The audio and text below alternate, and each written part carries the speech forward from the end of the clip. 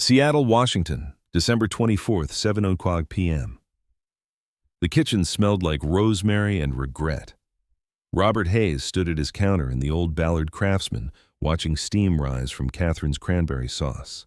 The dining room table behind him was set for 9, his 3 children, daughter-in-law Jennifer, and grandchildren Tyler and Sophie. 2 small booster seats sat ready for the kids. Bob wasn't lonely. At 59, 6 years after Catherine's death, he'd rebuilt a life. He taught cooking classes on Thursdays, ran a food blog with 500 followers, played chess with Frank Wilson every Tuesday. He had friends. He had purpose. But tonight was supposed to be family. His phone buzzed. David's name.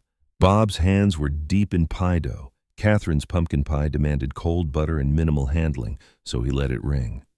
Through the window, the Johnsons' grandchildren played in the cold drizzle, their laughter carrying across the fence. Bob's driveway was empty. 15. David lived 20 minutes away. Michael was in Capitol Hill. Emily rented in Fremont, 10 minutes at most. They weren't late yet. The phone buzzed again. David. Running late, maybe 9, 2 hours. The turkey would be dry. Bob typed, "No problem. Drive safe." He'd learned that guilt didn't work on his children. It just made them disappear longer. Michael hadn't responded in days, not since asking to borrow $200 for car repairs. Bob had sent $300 without questions. He'd stopped asking questions years ago. Emily's last text was 2 weeks old. Busy with work stuff. Talk soon. But Bob had seen her Instagram post from 3 hours earlier. Cappuccino art and laptop at some Capitol Hill coffee shop. Caption about hustling through holidays. 47 comments, over 1,000 likes. His phone rang. Finally, but it was Frank, not his children. "Bob, you still up for chess tomorrow?" "Yeah, Frank, same time." "You sound tired. Everything okay?" Bob looked at the empty dining room. "Just dinner prep. Family's coming over." Silence, the wrong kind. "Frank?" "Bob, have you checked the family group chat lately?" Cold spread through Bob's chest. "No. Why?" "Never mind. See you tomorrow." "Frank." The line went dead. By 8:45, Bob had reorganized his spice cabinet twice. The mashed potatoes had formed a skin. The green bean casserole was burning at the edges. Everything was ready except the people he'd made it for. He picked up his phone. 3 messages in Hayes family from 3:24 that afternoon, while he'd been basting the turkey, while he'd been hoping. Emily, 3:24 p.m. Dad texted again about tonight, followed by an eye roll emoji. The emoji hit like a slap. David, 3:25 p.m. I told Jen we're going to her parents. Can't back out now. Michael, 3:26 p.m. Why doesn't he just give up? It's pathetic. Bob read it twice, 3 times. The words didn't change. Emily, 3:27 p.m. Right? Like we're adults. We have our own lives. David, 3:30 p.m. Remember when he tried to guilt trip us last Thanksgiving? Michael, 3:31 p.m. At least he's good for money when we need it, followed by a laughing emoji. Emily, 3:32 p.m. Seriously though, nobody wants to spend Christmas with him. He's so boring. Just talks about the old days. David, 3:35 p.m. Let him eat alone. He'll survive. Michael, 3:36 p.m. 3 laughing emojis. Bob set the phone down carefully, as if it might shatter. When Catherine died, he'd collapsed in that hospital hallway. This felt different, colder, like standing in a draft from a window left open to January. He scrolled up. The pattern went back months. November, Dad's being extra needy. October, did anyone remember to call Dad? Oops, September, Dad invited us to a barbecue. Pass, hard pass. Then he saw it, a private thread between David and Michael from 2 weeks ago, accidentally included. David, deck 10. Think Dad will update his will soon? He's getting older. Michael, deck 10. Better stay on his good side just in case. Bob walked to the dining room. 9 place settings, good china, candles waiting, Tyler and Sophie's booster seats positioned so they could reach, all of it for people laughing about him eating alone. He called Frank back. "You knew," Bob said. "My daughter showed me this afternoon. Screenshots leaked through a mom group. I'm sorry, Bob, but would you have believed me if I'd warned you?" or would you have made excuses like always? The question landed hard. Bob thought about all the times he'd explained away their behavior. They're busy, they're building careers, they don't mean it. You're right, Bob said finally. I needed to see it myself. What are you going to do? Bob looked at the cold turkey. I don't know yet, but something. Bob didn't sleep. He lay in bed watching memories play across the ceiling. Catherine, 2 weeks before she died. Bob, promise you won't let them take advantage of you. You make excuses for them. You always have. David at 15, after Bob missed his championship game. You're never there. Work is more important than us. Bob had bought him a $600 gaming console to make up for it. Michael at 18, calling from jail. DUI. Bob bailed him out, paid the lawyer, made it disappear. No consequences, just fixed. Emily at 20, bringing her boyfriend to dinner. Bob spent the whole meal critiquing her cooking, barely listening when she tried to talk about her photography dreams. Dad, can you just, not tonight? He'd thought he was helping. He'd been so wrong. At 6 a.m., Bob sat at his kitchen table with a legal pad and wrote 3 options. Option 1, confront them. They apologize, nothing changes. Option 2, cut them off. Tyler and Sophie suffer. Option 3, question marks. Catherine's voice, clear as if she were there. Show them, Bob. Don't tell them. People change when they see themselves clearly. Bob wrote, make them see. At 9 a.m., Bob walked to Frank Wilson's house. Frank answered in his bathrobe, unsurprised. Figured you'd show up. They sat at Frank's cluttered kitchen table. Half-finished jigsaw puzzle, coffee rings. I want to show them what they're doing, Bob said. Document my life. The real one they think is boring. Make it public. Frank studied him. That's either brilliant or petty. I'm hoping for brilliant. They set up chess. Frank moved first. What's the goal? Frank asked. Revenge or accountability? I want them to see what it looks like from the outside. And if they get hurt? They hurt me first. Frank captured Bob's bishop. Whatever you do, don't become cruel. Wanting dignity isn't revenge. Know the difference. I will. At 10:30, Bob went to Fletcher's Coffee. The place was packed with families, all together, all laughing. Mr. Hayes? Alex Rivera stood there in a Fletcher's apron. 23, film student, regular at Bob's cooking classes. Alex, didn't know you worked here. Holiday shift. Alex sat without asking. You okay? You missed class this week. Family stuff. You look like someone who got stood up.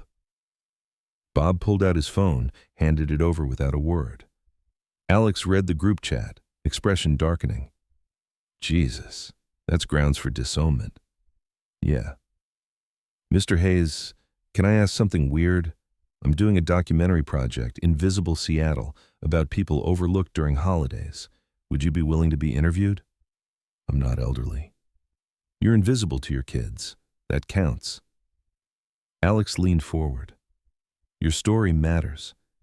And sometimes the best response to being dismissed is existing, loudly, publicly. Bob thought about it. What would this involve?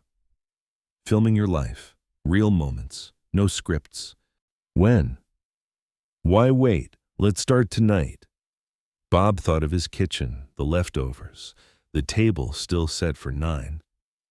Tonight, Christmas night, but not a documentary yet, just a dinner, me eating alone, like they wanted. Alex's eyes widened. You want to stream it? I want people to see. I'll bring equipment at 7. Bob spent Christmas Day preparing Catherine's roasted chicken recipe. Simple and perfect. 1 plate, 1 glass, but he left the other 8 place settings exactly as they were. Empty chairs, the booster seats for Tyler and Sophie still waiting. He wanted people to see what his children chose not to fill. At 7 p.m., Alex arrived with camera equipment. Dining room, Bob said. I want people to see the whole table. Alex positioned everything. The shot frame to show Bob, the full table, All those empty chairs, those two small booster seats. Going live on YouTube, Alex said. Link into your blog too. Ready? Bob's blog had 500 followers. His quiet corner of the internet. Nobody watches anyway. You'd be surprised what people respond to when it's honest. Alex counted down. 3, 2, 1. The red light came on. Good evening, Bob said to the camera. My name is Robert Hayes. I'm 59 years old. Tonight is Christmas and I'm eating dinner alone. He gestured to the empty chairs. I prepared this meal for my family, my 3 children, my daughter-in-law, and my 2 grandchildren. But as you can see, I'm the only one here. Bob carved the chicken, served himself, poured wine. I spent 3 days preparing, my late wife Catherine's recipes mostly. She passed 6 years ago from cancer. These meals are how I remember her. He took a bite. The camera caught everything. My children chose not to come. That's their choice, but I'm choosing to show up for myself. Bob set down his fork. I'm grateful for this meal, for my life, for people who do show up. If you're watching this alone tonight, you're not alone anymore. We're here together. He ate slowly, talking about Catherine's recipes, about cooking as love, about preparing food for people even when they don't value it.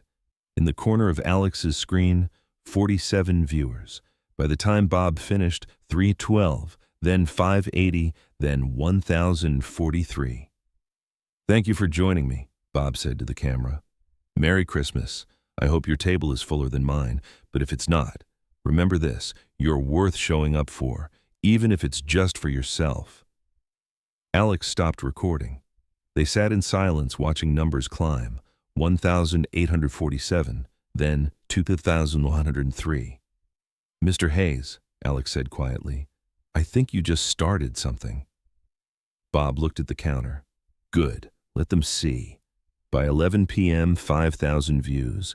By morning, 50,000. By noon the next day, 500,000. And Bob's children would finally see their father, just not the way they expected. December 26th, 600.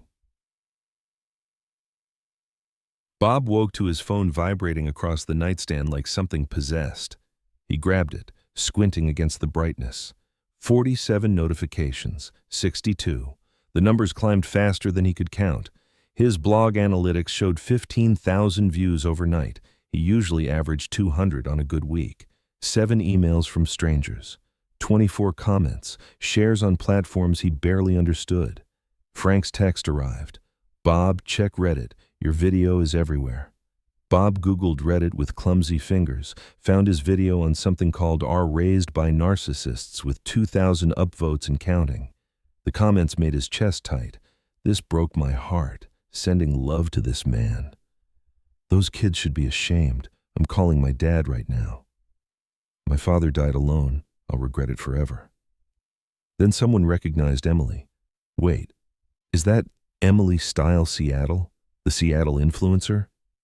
Within minutes, others confirmed it. Found David's LinkedIn. Michael's real estate website. The investigation had begun. Bob set down his phone, hands shaking. This was bigger than he'd thought. 8:00 a.m. The investigation begins. By 8 a.m., Seattle's internet was buzzing. Someone posted on a mom Facebook group. Did you see this? That influencer Emily Style abandoned her dad on Christmas. The post was shared 40 times in an hour. Local food blogger Seattle Eats tweeted, "Heartbroken to see this. Bob Hayes cooks is a gem in our community." 3,000 retweets. Emily's Christmas Eve post, the one at that trendy coffee shop, was now flooded with different comments. Was it though? Was it really? Your father was eating alone while you posed for Instagram. Imagine being this shallow. Someone found Michael's business on Google and left 1 star. Would you trust someone who abandons family on Christmas? Then another, and another. 7 one-star reviews in 30 minutes. David's bank received an email from a longtime client. I saw the video about David Hayes' father. I'm requesting a different financial advisor immediately. Bob didn't know any of this yet. He sat in his kitchen watching the view count climb. 50, 75,000, 100,000. His phone rang. David, 1:00 p.m., the first call. Dad. David's voice was tight, controlled rage barely contained. What the hell is this video? Bob's voice stayed calm. A video of me eating dinner. You made us look like terrible people. I didn't mention any of you by name, David. People are figuring it out. Emily's getting destroyed online. Jennifer's mother saw it. She's furious. My boss called me this morning, on the day after Christmas. Do you understand what you've done? I ate dinner alone and talked about it. That's all. That's all? David's voice cracked. You know what this looks like? It looks like we abandoned you. It makes us look heartless. Bob set down his coffee cup carefully. David, did you abandon me on Christmas? Silence. Did you laugh about me eating alone? More silence. Take it down, David said finally. Please, just take it down and we can fix this. It's the truth. I ate alone because you all chose not to come. We had plans. I know. Bob's voice dropped to something colder. I saw the group chat. The silence stretched so long Bob thought the line had gone dead. You... what? I saw the group chat, David. Every word, every emoji, every joke about the pathetic old man nobody wants to spend Christmas with. Dad, it wasn't... we were just... You meant it. And that laughing emoji Michael added, he thought it was hilarious that I'd be eating alone. It was a private conversation. In a family group chat that I'm part of. You just forgot I could see it. David was breathing hard now. So this is revenge? You're punishing us? No, David, I'm just being honest. Something you've apparently forgotten how to do. Click. David hung up. 2 hours later, Michael called. Then Emily, both angry, defensive, demanding he fix what they'd broken. He told them all the same thing. I can't lie for you anymore. December 27th. The media explosion. Bob came home from grocery shopping to find a news van in his driveway. A young reporter approached with a microphone. Mr. Hayes, can you tell us about your Christmas? Our viewers are very moved by your story. No comment. Bob grabbed his groceries and went inside, but the media had found him. By noon, King 5 News featured his video. Local chef's lonely Christmas dinner touches hearts. BuzzFeed, this dad's Christmas dinner video is making everyone cry. People magazine, influencer Emily Hayes faces backlash after father's viral video. The view count hit 500,000, then 750,000. By evening, it crossed 1 million. Alex called. Mr. Hayes, the video's on TikTok now. Someone set it to sad piano music. It has 3 million views. 3 million? People are sharing their own stories. It's resonating. Bob scrolled through comments. I haven't spoken to my dad in 10 years, calling him tomorrow. This is why I always show up for family events. You never know when it's the last time. But mixed in were angry ones. Emily Hayes should be ashamed. Influencer culture is toxic. Found David Hayes on LinkedIn. What kind of person does this? Michael Hayes, real estate agent in Seattle, 1 star, would never work with him. Bob closed his laptop. He'd wanted accountability. He hadn't anticipated mob justice. December 28th. The group chat leaks. At 2:00 p.m. on December 28th, the screenshots hit Twitter. Bob didn't leak them. He'd only shown them to Frank and Alex, both sworn to secrecy.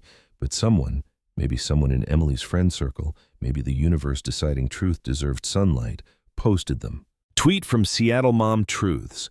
Update on the Christmas dinner, Dad. These are the actual texts his kids sent. This is heartbreaking. The screenshots were crystal clear. Old man's unbearable. Nobody wants to spend Christmas with him. Let him eat alone. He'll survive. Followed by laughing emoji. At least he's good for money when we need it.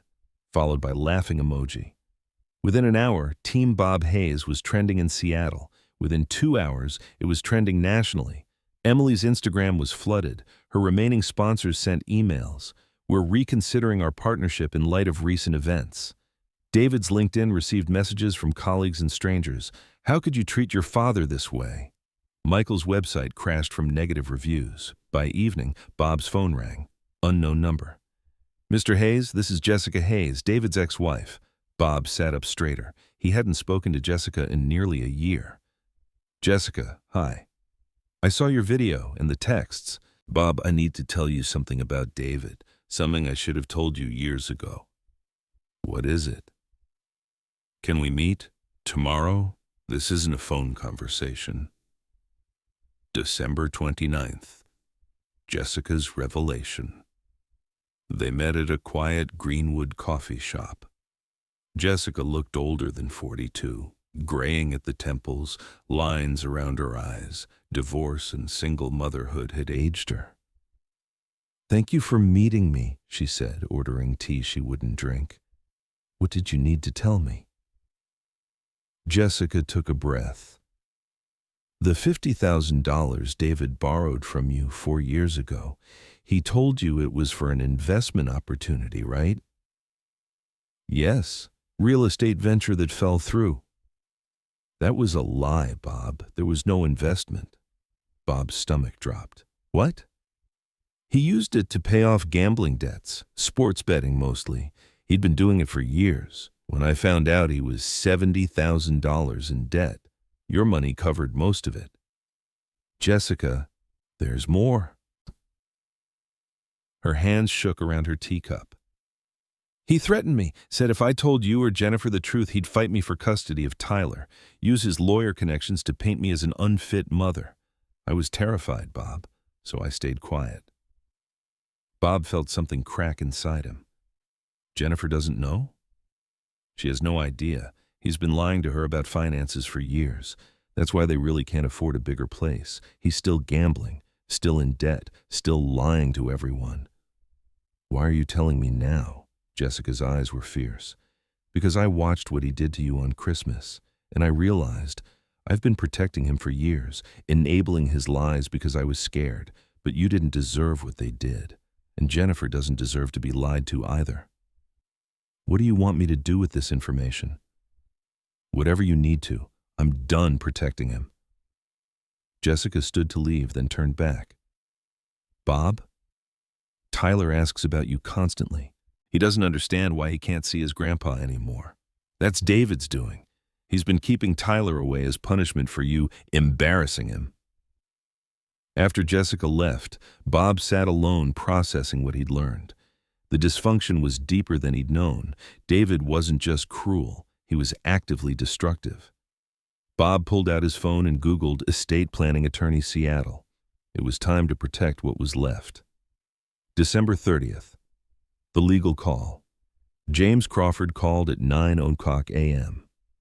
Mr. Hayes, my name is James Crawford. I'm an attorney here in Seattle. I saw your video. I'm not suing anyone, Bob said immediately. That's not why I'm calling. James's voice was warm with an undercurrent of something personal. My father died 5 years ago. We'd been estranged for 3 years. When I saw your video, I saw him, sitting alone, waiting for children who never came.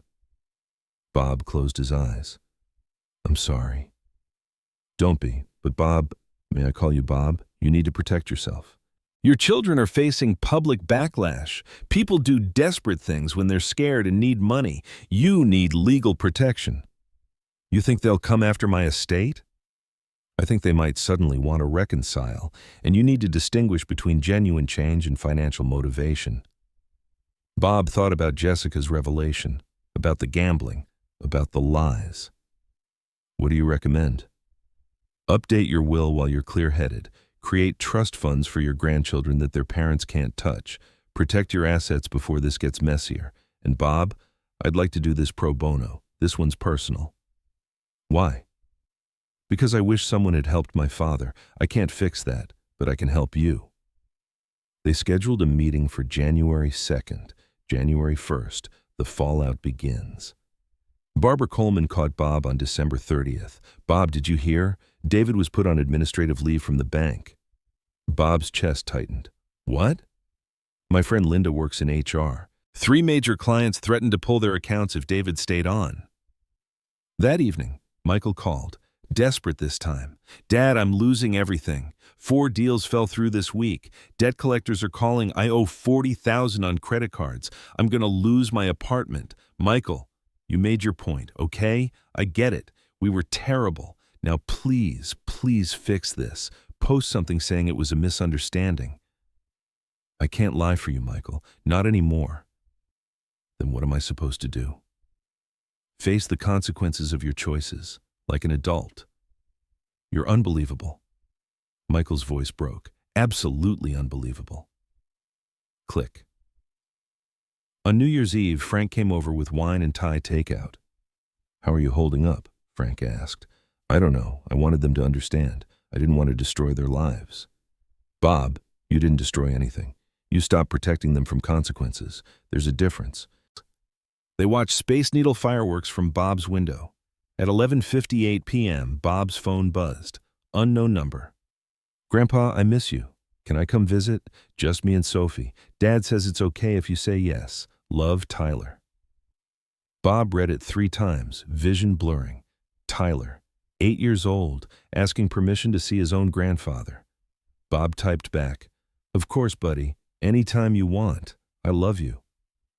Immediate response, I love you too, Grandpa. Can we make cookies? We can make anything you want. Bob set down his phone and cried. Not angry tears, not bitter tears, complicated tears that were grief and hope and guilt and relief, all mixed together. Frank put a hand on his shoulder. Kids shouldn't pay for their parents' mistakes. No, Bob whispered. They shouldn't. This was the first climax. The moment Bob realized the true cost, not to his children who deserved consequences, but to Tyler and Sophie who deserved only love. January 2nd, James Crawford's office. The law office was glass and chrome, 15th floor, Seattle skyline beyond floor-to-ceiling windows. James Crawford was 55, graying, with kind eyes that had seen too much family dysfunction. Bob, let's talk about protection. They reviewed everything. Ballard House worth $800,000, savings of $150,000, Catherine's life insurance, Bob's pension. New will, James said. Your children each get $50,000, above the legal minimum, harder to contest. The rest gets divided between charity and trust funds for your grandchildren. What charity? Bob thought of Catherine, the Catherine Hayes Memorial Scholarship for culinary students from low-income families. James smiled. Beautiful. Now, trust funds. $200,000 each for Tyler and Sophie, accessible at 25. Their parents cannot touch it. What about the house? I recommend selling it. Too many memories, too much to fight over. Bob looked at the skyline. The house where he'd raised his children, where Catherine died, where he'd waited Christmas Eve for people who never came. Okay, sell it. I'll draft everything. Can you come back on the 15th to sign? I'll be there. As Bob stood to leave, James added, Someone from PBS Seattle called asking how to reach you. Producer named Sarah Bennett. Documentary series about second chances.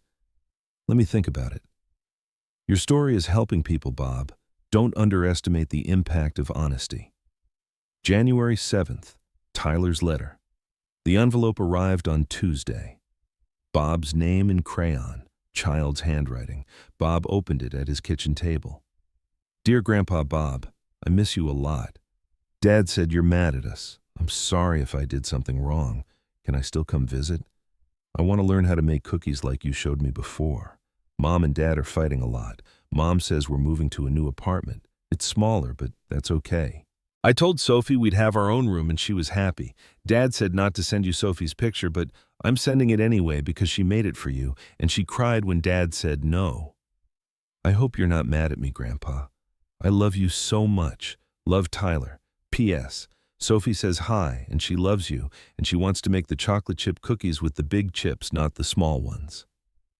Taped to the bottom was Sophie's drawing, stick figures labeled Grandpa, Ma, and Tyler holding hands in front of a house, big yellow sun, flowers everywhere. In shaky handwriting, I love you, Grandpa. Bob sat at his kitchen table and sobbed, great heaving sobs from somewhere deep and broken and finally cracking open. Tyler thought he'd done something wrong. Sophie had cried because she couldn't send her drawing. 8 and 5 years old, innocent, paying for adult cruelty. Bob grabbed his phone and called David. "What?" David's voice was cold. "I need to see Tyler and Sophie." "Why? So you can film them too?" "David, they didn't do anything wrong. This is between us. Let me see my grandchildren." "They're fine without you." "Tyler wrote me a letter. He thinks I'm mad at him. He's 8 years old and he thinks he did something wrong." Silence. Long enough that Bob thought David had hung up. "He wasn't supposed to send that," David said finally, voice quieter. "I know, but he did, because he loves me and he misses me. This isn't about you or me. It's about them." More silence. Then, grudging, "Fine, Jennifer can supervise. This Saturday, 2 hours." "Thank you."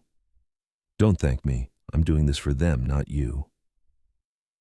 After hanging up, Bob looked at Tyler's letter again, at Sophie's drawing with its yellow sun and hopeful flowers.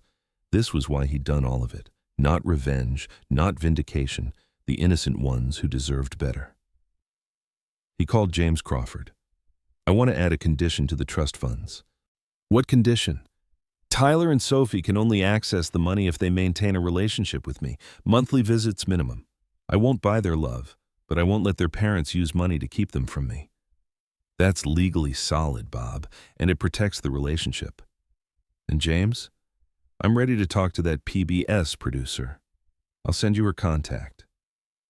Bob looked at Catherine's photo on his bookshelf, her laughing in the wind. "I'm trying, Kat," he whispered. "I'm trying to do this right." She smiled back, frozen in that perfect moment, and Bob felt something fragile uncurl in his chest.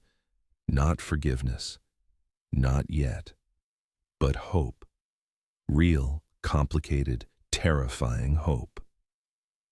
January 20th. The first visit.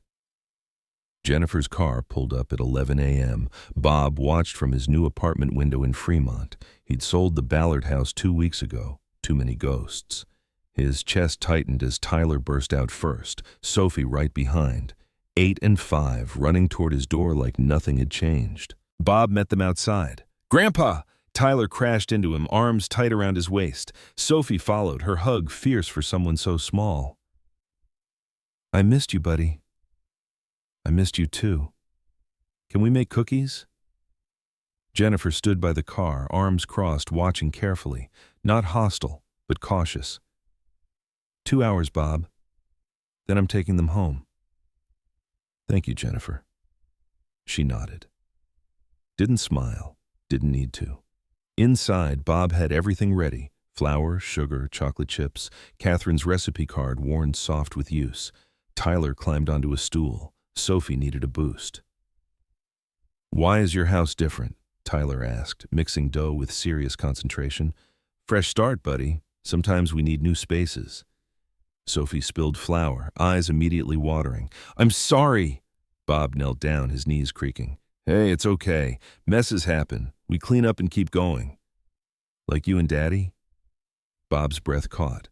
"Yeah, sweetheart. Like me and Daddy." They baked in comfortable silence, the kind that only exists between people who genuinely love each other. No performance, no expectations, just presence. When Jennifer returned, Tyler hugged Bob hard. "Can we come back?" "Anytime your mom says yes." Sophie pressed something into his hand, a folded paper. "Don't open till we leave." After they drove away, Bob unfolded it. Another drawing, Grandpa and Tyler and Sophie, but this time with a new house. And written in Jennifer's handwriting, "The kids asked me to add, 'We love you no matter what, Jay.'" Bob sat on his couch and let himself feel it. This was the second climax, the moment hope became real, not with his children, with the innocent ones who still believed in second chances. January 25th. 3 letters. They arrived the same day, 3 handwritten envelopes stacked in his mailbox like an accusation and an apology combined. Bob made coffee, sat at his small kitchen table, and opened them in birth order. David's letter began, Dad, I've been in therapy for a month, not to manipulate you, to understand why I became this person. My therapist asked when I started seeing you as an ATM instead of a father. I couldn't answer. I remembered the championship game you missed when I was 15. Mom said you were closing a restaurant deal. I told myself, money is more important than me. So I treated you the way I thought you treated me, but you were building something for us. I was destroying something with you. I'm not asking for forgiveness. I'm asking for a chance to show Tyler and Sophie what a real father looks like. If you're willing, just coffee. No expectations. David. Michael's letter was shorter. Dad, I've always been the screw-up. Working as a line cook has been humiliating. Also, the best thing that's happened to me, Chef Rodriguez doesn't care about excuses. He cares if I show up and if I can dice an onion properly. Last week he taught me your turkey brine recipe from your blog. Said, this Bob Hayes guy knows his stuff. I didn't tell him you're my father. I was too ashamed. I'm paying you back, $50 a week. It'll take 8 years. Not because I expect anything, because it's right. Michael. Emily's letter hurt to read. Dad, I don't have excuses. I was cruel. I chose image over family, strangers over you, likes over love. I've deleted everything, not just social media, my entire fake life. I volunteer at the senior center now. Mr. Patterson reminds me of you. He teaches me chess. He talks about his daughter who never visits. I've never told him my story, but I think he knows. I can't undo what I said, but I can choose who I become. I want to be someone you'd be proud of. Not for you, for me. I love you. I should have said it more. Emily. Bob read all 3 twice, then called Frank. They wrote to me. Are you going to respond? I don't know. Part of me wants to. Part of me thinks it's too soon. What would Catherine say? Bob smiled sadly. She'd say they're learning. That's the first step. He spent the evening drafting one response to send to all 3. His fingers hovered over the keyboard for 20 minutes before he typed. David, Michael, Emily, I hear your apologies. I see your efforts. What I don't know yet is if these changes are permanent or performative. I'm not ready to have you back in my life fully. Trust is rebuilt slowly, not with words but with consistent actions over time. But I'm not closing the door either. Here's what I'm willing to do. Tyler and Sophie can visit monthly. You may attend, but it's about them. Coffee once a quarter. Frank will supervise. We talk honestly. I will not discuss the will or money. If you're doing this for inheritance, leave now. I will watch your actions, not your promises. This is probation, not pardon. Earn back what you threw away. Dad, he hit send before he could second-guess himself. March 15th. First supervised coffee, Fletcher's Coffee. Frank sat between Bob and his children like a referee at a heavyweight match. 1 hour, Frank said. No yelling, no walking out. Honest answers only. Bob looked at his children, all 3 thinner, tired, humbled in ways he'd never seen before. I want to understand. Why did you laugh? The silence stretched. Michael spoke first. Because it was easier than admitting we were wrong. David, because we convinced ourselves you didn't care. Emily, because I forgot you were a real person with real feelings. Do you understand what you took from me? Bob asked quietly. Emily's voice cracked. Your dignity, David. Your trust. Michael, your hope. Bob nodded slowly. You took my belief that I raised good people. That hurt more than the money or the missed dinner. You weren't a bad father, David said. I wasn't great either. I was absent when I should have been present. I threw money at problems instead of showing up. But you're adults now. You get to choose who you become despite how you were raised. Frank checked his watch. 30 minutes left. Bob, what do you need from them? Honesty, no more lies. If you need money, ask. If you can't make dinner, say so. Treat me like a human being. Bob paused. And therapy, all of you. Family therapy together. They all nodded. Let's meet again in June. Same place. April 5th, the documentary airs. Bob watched second act's Robert Hayes at home with Frank and Alex. 30 minutes of his life distilled into something both exposing and healing. Sarah Bennett had focused not on family drama, but on rebuilding, his cooking classes, friendship with Frank, visits with Tyler and Sophie. The ending showed Bob reading Tyler's letter, tears streaming down his face. "Food is connection," Bob said on screen. "We feed each other to say, you matter." By midnight, 200,000 people had watched. One comment stood out. "I called my dad after watching this. We hadn't spoken in 5 years. Thank you, Mr. Hayes." Bob read it 3 times and felt something shift in his chest. Onto progress in small steps. On May 1st, an envelope arrived with a $50 check from Michael. Note attached, "Payment 1 of 400. See you in June. M." Bob deposited it, then immediately donated $50 to the Catherine Hayes Memorial Scholarship. Every week after, another check arrived. By month's end, Michael had sent $200. Bob called him. "You don't have to do this." "Yes, I do. For me, not you." "Michael, I'm proud you're following through." Silence. Then Michael's voice cracking. "Thanks, Dad." On May 15th, Alex showed Bob something he'd found, a private Instagram account. Emily Rebuilds. Emily documenting her journey, working at the bookstore, volunteering, learning to cook, no face shown, just hands, food, moments. 47 genuine followers. Recent post showed burned cookies with caption, "Dad's recipe said bake until golden. I made carbon, but Mr. Patterson at the senior center said they're perfect for dunking. Day 127 of rebuilding." Bob's eyes burned. That night, he left an anonymous comment. "Burned cookies are still made with love. Keep trying. A friend." Emily replied, "Thank you. I will. June 15th. Second coffee and the will reveal. Same place. Same table. Different energy. Frank opened. Progress report. David. New job at smaller firm. Better ethics. Jennifer and I are co-parenting better. Tyler made honor roll. Michael. Chef Rodriguez promoted me to prep cook. Saved $1,000. First time in my life. Paid Dad $650 so far. Emily. Volunteering 5 months now. Mr. Patterson asked me to teach his daughter social media for his paintings. It felt good to use my skills for something real. Frank turned to Bob. "Your turn." Bob leaned forward. This was the third climax, the moment of truth. "I changed my will." All 3 tensed visibly. "You each get $50,000. Tyler and Sophie have trust funds of $200,000 each. The rest goes to culinary scholarships in Catherine's name." Emily started crying silently. "I'm not punishing you," Bob said carefully. "I'm showing you. My legacy isn't money. It's what I taught, who I helped, the love I gave. Money is just paper." Michael's voice was steady. "I don't care about the money."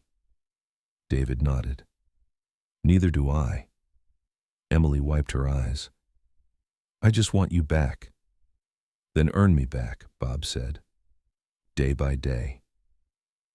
They all sat in silence, and something passed between them. Not forgiveness. Not yet. But acceptance. They were trying. So was he. That was enough. July. August. Building something new. The publisher sent Bob an advance copy of his cookbook in early July. When he opened the final chapter, Family Recipes, his breath caught. 3 contributed recipes he hadn't written. David's Tyler's favorite pancakes with Catherine's recipe and his own notes. Michael's the humble grilled cheese from the restaurant. Emily's burned cookies and why that's okay with a humorous essay. Editor's note. Your children submitted these secretly. They wanted to honor your work and their mother.